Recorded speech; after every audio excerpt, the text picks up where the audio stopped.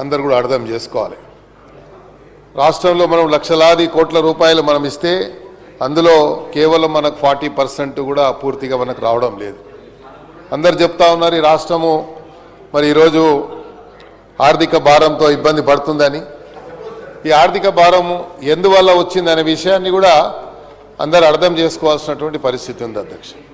ఈరోజు గతంలో జరిగినటువంటి పెద్ద ఎత్తున డిజాస్టర్ అనాలి ఒక లెక్కలు చెప్పాలంటే ఆర్థిక భారం ఇంత పెద్ద ఎత్తున పడ్డది కాబట్టి మొన్నొక సందర్భంలో ముఖ్యమంత్రి గారు మాట్లాడుతూ సిఎస్ఆర్ ఫండ్స్ కూడా మన రాష్ట్రం నుంచి ఇతర రాష్ట్రాలకు పోకుండా అది పాలసీ తీసుకురావాలని ఆ సిఎస్ఆర్ ఫండ్స్ అన్ని కూడా మన రాష్ట్రంలో పెట్టడానికి ఒక మ్యాండేటరీగా ఒక పాలసీ తేవాలని ముఖ్యమంత్రి గారు ఒక సజెషన్ తీసుకున్నందుకు దానికి నేను ముఖ్యమంత్రి గారికి ఈ సభ ద్వారా వారికి ధన్యవాదాలు తెలియజేస్తున్నాను అధ్యక్ష.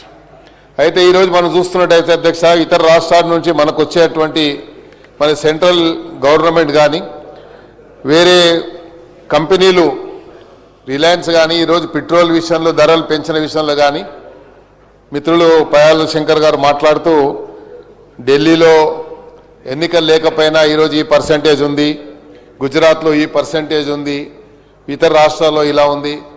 ఈరోజు రాష్ట్రంలో ఉన్నటువంటి రైతుల మీద ఇతర వాళ్ళ మీద ఆర్థిక భారము వేసేటువంటి డీజిల్ వల్ల పెట్రోల్ వల్ల లేకపోతే మత్స్యకారులు ఎవరైతే సముద్ర తీరాన ఉండి వ్యవసాయం వాళ్ళు మత్స్యకారులు ఏవైతే బోట్స్ నడిపించుకుంటారో ట్రావెలర్స్ నడిపించుకుంటారో వాళ్ళ మీద ఆర్థిక భారం పడుతుంది అనేది విషయాన్ని వారు చెప్పారు.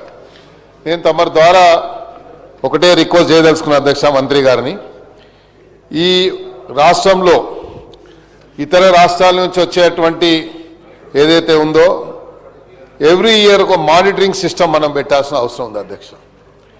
ప్రభుత్వానికి పెట్రోల్ మీద కంపెనీలు ఎంత టర్నోవర్ ఉంది, ఆ టర్నోవర్ మీద రాష్ట్ర ప్రభుత్వానికి రావాల్సినటువంటి ట్యాక్స్ ఎంత వస్తుంది అనేది వ్యాట్ కానీ ట్యాక్స్ కానీ జిఎస్టీ కానీ ఎంత వస్తుంది.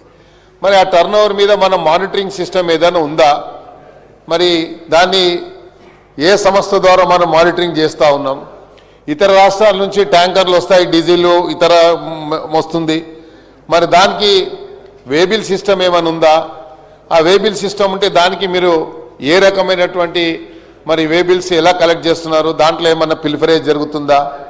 ఈరోజు మనం చూసినట్టయితే అధ్యక్ష మొన్న ఈ మధ్యకాలంలో కంటిన్యూగా serial of stories times of ఇండియాలో, డెక్కన్ క్రానికల్లో, ఈనాడులో, ఆంధ్రజ్యోతిలో హోటల్స్ వాళ్ళు 70,000 కోట్ల రూపాయలు వ్యాట్ కానీ జిఎస్టీ కానీ ఎగ్గొట్టిందని మరి వచ్చింది. ఇది ప్రభుత్వం దృష్టికి వచ్చిందా? ఆ హోటల్స్ ఏ హోటల్స్, మరి చాలా హోటల్స్ అడ్డగోలుగా ఈరోజు మనం ఇస్తూ ఉన్నాము. మరి కావాల్సినటువంటి వాళ్ళకి ఫెసిలిటీస్ లేకపోయినా మనం ఇస్తూ ఉన్నాము. మరి ఇచ్చినప్పుడు వాళ్ళ మీద టర్నోవర్ ఎంత ఉంది, వాళ్ళ మీద ఎలాగా మనం కలెక్ట్ చేస్తున్నాం. సుమారు 70,000 కోట్లు ఈ రాష్ట్రానికి రావాల్సినటువంటి ఈ రాష్ట్రంలో ఉన్నటువంటి మేజర్ హోటల్సే కొన్ని పేర్లు, I don't want to name those hotels ఎందుకంటే కరెక్ట్ కూడా కాదు. మరి నేను కావాలంటే లిఖితపూర్వకంగా మంత్రి గారికి పంపిస్తాను ఏ హోటల్స్ అనేది. ఒకటే హోటల్ వాళ్ళు మన ఇన్కమ్ ట్యాక్స్ వాళ్ళు రేట్ చేస్తే నేను అనుకుంటాను వాళ్ళ దగ్గర సుమారు 60 నుంచి 70 కోట్ల రూపాయలు నగదు క్యాష్ దొరికింది. అదేవిధంగా ఈ రాష్ట్రానికి రావాల్సినటువంటి జిఎస్టీ వ్యాట్ విషయంలో చూసినట్టయితే సుమారు 26,000 కోట్ల రూపాయలు వీళ్ళందరూ కూడా ఎగ్గొట్టినట్టుగా అంటే పిల్ఫరేజ్ జరిగింది అని చెప్పి కూడా పత్రికలో వచ్చింది అధ్యక్ష. ఇవన్నీ పేపర్స్లో వచ్చాయి. నేను చెప్పిన పేపర్స్ చెప్తున్నాను, టైమ్స్ ఆఫ్ ఇండియా, డెక్కన్ క్రానికల్లో, ఆంధ్రజ్యోతిలో, ఈనాడులో ఇవన్నీ పేపర్లలో వచ్చినాయి. సీరియల్ ఆఫ్ స్టోరీస్ ఒకరోజు రాలేదు అధ్యక్ష, కంటిన్యూగా వచ్చాది. ఇదే దాన్ని మళ్ళీ కేంద్ర ప్రభుత్వాన్ని సుమోటోగా తీసుకొని అక్కడ కూడా చేస్తే కేంద్రంలో కూడా అక్కడ కూడా సుమారు 1,00,000 కోట్ల పైచీలకు మరి పిల్ఫరేజ్ జరిగింది అని సమాచారం వచ్చింది అధ్యక్ష. దాన్ని ఈడీ కూడా సుమోటోగా తీసుకుందని కూడా ఇక్కడ పేపర్లో చదివాను అధ్యక్ష. అయితే నేను ఈ యొక్క బిల్ని నేను ప్రవేశపెట్టినటువంటి మంత్రి గారికి నేను స్వాగతం పలుకుతూ దీన్ని నేను సపోర్ట్ చేస్తూ ప్రధానంగా మనము చేయాల్సినటువంటి సెంట్రల్ గవర్నమెంట్ నుండి మన దగ్గర నుంచి ఎంత పోతుంది, మనకు రావాల్సింది వస్తుందా లేదా.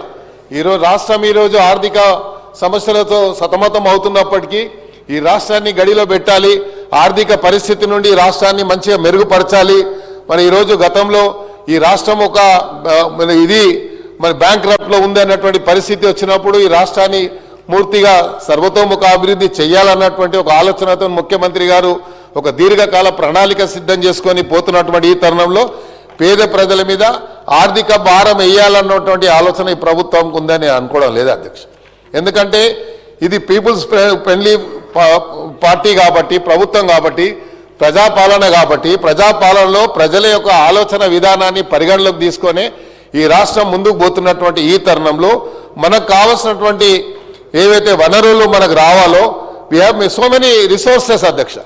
అవన్నీ రిసోర్స్ ఉంటే అన్నీ కూడా మనం తీసుకున్నప్పటికీ కూడా అన్నీ అల్టిమేట్లీ ఇంతకుముందు వాటి కానీ జిఎస్టీ అన్నీ మనం ఉంటే జిఎస్టీ కింద కేంద్ర ప్రభుత్వం తీసుకున్న తర్వాత మనకు రావాల్సింది మనకు రాకపోవడం వల్లనే ఇవన్నీ సమస్యలు మన ఉత్పన్నమైనాయని చెప్పడంలో ఎలాంటి అనుమానం లేదు. కాబట్టి కేంద్రం నుండి మా బీజేపీ సభలతోనే కోరేది ఒకటే, కేంద్రం నుంచి మనకు రావాల్సింది ఎప్పుడు కూడా ఒక కేంద్ర మంత్రి గారు ఇక్కడ చెప్తా ఉంటారు, మేము ఇంత డబ్బు ఇస్తున్నాం, ఇంత చేస్తున్నామని చెప్పారు, గతంలో కూడా మేము ఇంత నిధులు ఇచ్చామని చెప్పారు.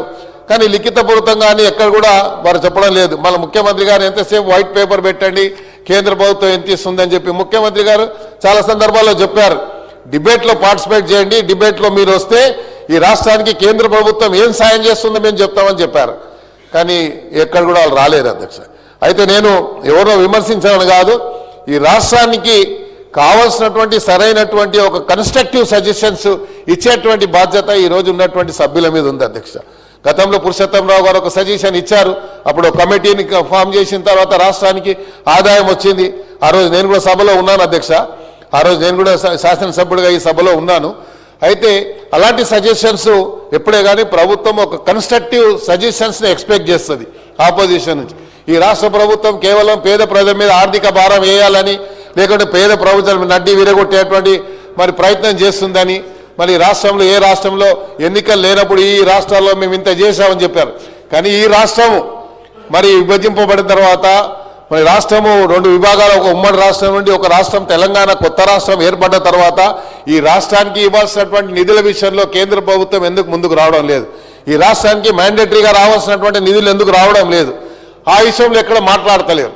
కాబట్టి నేను మంత్రి గారితో కోరేది ఒకటే, ఈరోజు జిఎస్టీ వల్ల ఈ యొక్క వేరే పెట్రోలియం కంపెనీసే కానివ్వండి, లేకుంటే వేరే మన ఎక్సైజ్ ద్వారా వచ్చేటువంటి ట్యాక్స్ కానీ, ఇతర ద్వారా వచ్చేటువంటి మన ట్యాక్స్ల విషయంలో కానీ ఈ పిల్ఫరేజ్ని ప్రధానంగా మనం చేయాల్సిన అధ్యక్ష, పిల్ఫరేజ్ని మనం అరికట్టినప్పుడే ఈ రాష్ట్రానికి ఏదైతే గండి కొట్టేటువంటి ప్రమాదం జరుగుతుందో దాని నుండి ఈ రాష్ట్రాన్ని మనం కాపాడుకోగలుగుతాం. పెద్ద ఎత్తున పిల్ఫరేజ్ జరుగుతుంది అధ్యక్ష. చాలా డిపార్ట్మెంట్, చాలా ఈ కంపెనీలో కేవలం మన పెట్రోల్ డీజిల్ మీద ఈరోజు మాట్లాడుతున్నాం. ఓకే, పెట్రోల్ డీజిల్ సమస్య ఈరోజు ఎందుకు వచ్చింది అధ్యక్ష? ఇరాను, ఇజ్రాయెల్, యుఎస్ ఈ వార్ వల్ల ఈ సమస్య కొంచెం ఉత్పన్నమైంది. మన ప్రధానమంత్రి గారు పార్లమెంట్లో స్టేట్మెంట్ ఇచ్చారు. బట్ దానివల్ల ఏదో రాష్ట్రానికి లాభమైందని నేను అనుకోవడం లేదు అధ్యక్ష. ఒక స్టేట్మెంట్ వల్ల వచ్చిందని కాదు, ఈ రాష్ట్రాలకు మేము ఇంత ప్రొడక్షన్ ఉంది, ఇంత ఈరోజు మన దగ్గర స్టాక్ ఉంది, మనం ఆల్రెడీ మనము ఈ పొజిషన్లో ఉన్నామని చెప్పి ఎక్కడ కేటగిరికల్గా రాలేదు అధ్యక్ష ఆ స్టేట్మెంట్లో. సో మేము క్రిటిసైజ్ చేయడం లేదు. కాకపోతే ఈరోజు అందుకనే మన డిపార్ట్మెంట్, మన మంత్రి గారు స్టేట్మెంట్ ఇచ్చారు, ఈ రాష్ట్రంలో పెట్రోల్ కానీ డీజిల్ కానీ ఎక్కడ కూడా కొరత లేదు అన్నందుకు నేను వారికి ధన్యవాదాలు తెలియజేస్తాను. ముఖ్యమంత్రి గారు చెప్పారు, మా సిపి హైదరాబాద్ కూడా చెప్పారు, మాకు మిగతా అధికారులు కూడా చెప్పారు అధ్యక్ష. అయితే మన రాష్ట్రానికి కావాల్సినటువంటి ఒక కన్ఫ్యూజన్ క్రియేట్ చేశారు.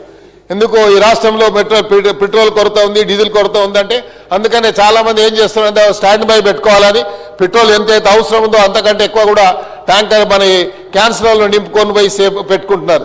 దానివల్ల కూడా ఏదైనా ప్రమాదం జరిగేటువంటి ప్రమాదం ఉంది. కాబట్టి మన ఒక కేటగిరికల్ అష్యూరెన్స్ మంత్రి గారు ఈ సందర్భంగా ఇవ్వాలి. ఎందుకంటే ప్రజలకు ఒక కాన్ఫిడెన్స్ మనం ఎంఫసైజ్ చేయాల్సిన అవసరం ఉంది అధ్యక్ష. కాబట్టి ప్రజలకు ఒక కాన్ఫిడెన్స్ ఎంప్లాయ్ చేయడానికి ఒక స్టేట్మెంట్ వారు ఇవ్వాలని నేను కోరుతా ఉన్నాను. అదేవిధంగా మీరు చూసినట్టు అధ్యక్ష, మనము ఏవైతే వేబిల్స్ నేను చెప్పాను, ఇతర రాష్ట్రాల నుంచి వచ్చేటువంటి ట్యాంకర్స్కి వేబిల్స్ మనం ఎక్కడెక్కడ ఉన్నాయి, ఏ రాష్ట్రాల నుంచి మనకు వస్తూ ఉన్నాయి, దాని మీద ఒకటి. అదేవిధంగా ఎవ్రీ ఇయర్ ఒక మానిటరింగ్ సిస్టమ్ని మనము పెట్టాల్సిన అవసరం ఉంది అధ్యక్ష. ప్రభుత్వానికి పెట్రోలియం కంపెనీలు ఏదైతే టర్నోవర్ ఉందో ఆ టర్నోవర్ మీద మనము మానిటరింగ్ చేస్తున్నామా లేదా, ఎంత టర్నోవర్ ఉంది, ఎంత ట్యాక్స్, ఎంత జిఎస్టీ మనకు వస్తుంది అనే విషయాన్ని కూడా మరి దాని మీద చూడాలని చెప్పి కూడా ఈ సందర్భంగా నేను మంత్రి గారిని కోరుతూ, ప్రధానంగా ఈ యొక్క వ్యాట్ అదేవిధంగా ఏదైతే వాల్యూ యాడెడ్ ట్యాక్స్ గురించి మంత్రి గారు ప్రవేశపెట్టినటువంటి బిల్కు నేను సపోర్ట్ చేస్తూ మరి ఇంకా ఏదైనా దీంట్లో సంస్కరణ తీసుకొచ్చేటువంటి అవకాశం ఉంటే తీసుకురావడానికి ప్రభుత్వం ముందుకు వచ్చి ప్రయత్నం చేసి ఆ సంస్కరణ తీసుకురావని. ఎందుకంటే రిఫార్మ్స్ వల్లనే ఎనీ రిఫార్మ్స్ అధ్యక్ష ఈరోజు రాష్ట్రంలో వేరియస్ రిఫార్మ్స్ వచ్చాయి. ఎడ్యుకేషన్ మీద వచ్చాయి, అగ్రికల్చర్ రిఫార్మ్స్ వచ్చాయి, మళ్ళీ అదేవిధంగా ల్యాండ్ రిఫార్మ్స్ వచ్చాయి, చాలా రిఫార్మ్స్ వచ్చాయి.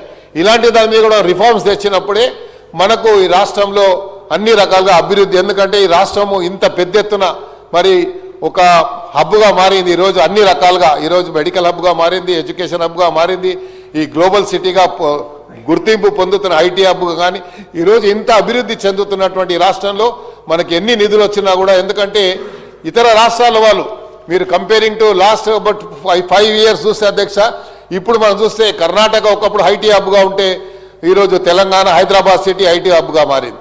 అదేవిధంగా మనం ఇతర అన్నిటికంటే కంపేర్ కాస్ట్ ఆఫ్ లివింగ్ మనం చూసుకున్నట్టయితే అధ్యక్ష, Hyderabad cost of living, Hyderabad culture కానీ ఇదంతా కూడా ఇతర రాష్ట్రాల వాళ్ళు ఈరోజు ఆకర్షితులై ఈ రాష్ట్రాల్లో పెట్టుబడులు కానీ ఇక్కడ నివసించడానికి కూడా పెద్ద ఎత్తున మరి ఇన్ఫ్రాస్ట్రక్చర్ జరుగుతుంది. ఈరోజు పెద్ద ఎత్తున ప్రజలు కూడా ఇక్కడికి వస్తున్నటువంటి ఈ తరుణంలో హైదరాబాద్ సిటీని అందుకే ముఖ్యమంత్రి గారు ఆలోచించి గ్రేటర్ హైదరాబాద్ని 3 విభాగాలుగా చేసి ఈ హైదరాబాద్ సిటీని విస్తరించాలని, హైదరాబాద్ సిటీని కేవలం ఒక లిమిటెడ్ సిటీగా కాకుండా సుమారు 2000-3000 కిలోమీటర్ల పరిధిలో కూడా హైదరాబాద్ సిటీని పెంచాలని ఒక ఆలోచన వల్ల ఇతర రాష్ట్రాల నుంచి ఇక్కడ వస్తూ ఉన్నారు. మనం చూస్తూ ఉన్నాం. ఎవరు కూడా ఈరోజు పేపర్ డెక్కన్ క్రానికల్ చూశాను, శుభ్మన్ గిల్ గారు కేవలం ఒక చిన్న ఫ్లాట్ తీసుకుంటే బాంబేలో 20 కోట్ల రూపాయలు, అది ఎంత కేవలం 1500 SFTకి 20 కోట్ల రూపాయలతో ఈ డెక్కన్ క్రానికల్ ఇక్కడ చూశాను సార్ పొద్దున. అంటే 20 కోట్ల రూపాయలు ఒక 1500 స్క్వేర్ ఫీటు ఫ్లాట్ తీసుకుంటే వచ్చింది. అదేవిధంగా చాలా వస్తుంటాయి ఇలా ఆర్టికల్స్ వస్తూ ఉంటే చూసినప్పుడు ఇలా అనిపిస్తుంటుంది హైదరాబాద్ సిటీలో మేము పుట్టి పెరిగినందుకు చాలా సంతోషంగా గర్వంగా ఉంటుంది అధ్యక్ష. కాబట్టి ఇంకా హైదరాబాద్లో ఇంకా సంస్కరణలు ఏమైనా తీసుకురాగలితే ఈ GST వ్యాట్లో సంస్కరణలు తీసుకొచ్చి ఈ రాష్ట్రానికి ఇంకా మెరుగైనటువంటి ప్రజలకు ఒక కాన్ఫిడెన్స్ ఇచ్చి హైదరాబాద్లో తెలంగాణలో మీరు వస్తే తెలంగాణలో అన్ని రకాల రక్షణ, ఆర్థికంగా మానసికంగా అన్ని రకాలుగా రక్షణ ఉంటుంది అన్నటువంటి ఒక కాన్ఫిడెన్స్ ఎంఫసైజ్ చేయడానికి మంత్రి గారు స్టేట్మెంట్ ఇస్తారని నేను